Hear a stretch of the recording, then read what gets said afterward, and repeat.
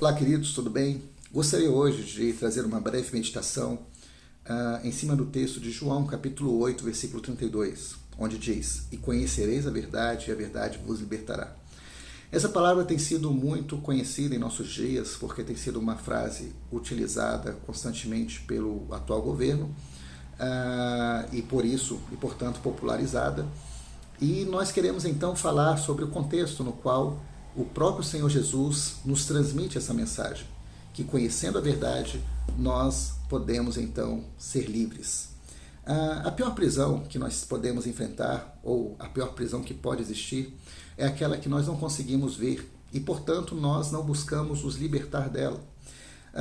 Se a verdade ela se opõe à questão no contexto de pecado, nós podemos entender que o pecado se trata de uma mentira, de uma ilusão.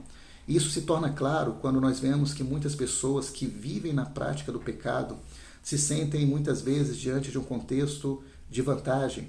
São pessoas que muitas vezes elas se intitulam como livres por poderem fazer aquilo que bem entendem fazer. Bom, o pecado, a palavra de Deus deixa muito claro que é transgredir a lei perfeita de Deus. É errar o alvo, é sair daquilo que Deus, como Criador, estabeleceu para que nós vivêssemos. O pecado também, ele tem como resultado na vida do homem a morte.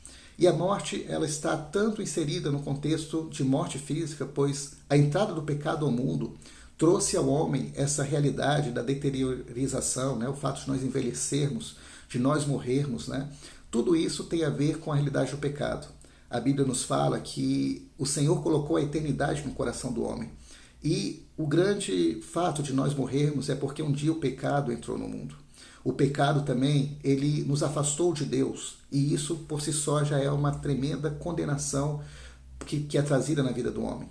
E, por consequência desse afastamento de Deus, o homem, então, começa a caminhar por caminhos destrutivos. Então, o pecado também traz consigo um rastro de destruição. Mas a boa notícia é que o texto nos fala que, conhecendo a verdade, podemos então ser livres dessa prisão que o pecado vem a nos trazer. Em um mundo onde se prega que cada um deve construir a sua própria verdade, nós precisamos deixar muito claro que o texto que nós acabamos de ler nos fala que devemos conhecer a verdade. Não estamos falando de qualquer verdade, da verdade que nós construímos na nossa mente, mas nós estamos falando sobre a verdade apresentada pela palavra. Jesus Cristo, lá em João 14,6, ele diz ser o caminho e também a verdade e a vida. E nós só podemos ir a Deus por meio dessa verdade que é Jesus. O apóstolo João, também no seu evangelho, no capítulo 17, versículo 17, nos diz que a palavra é a verdade que nos santifica.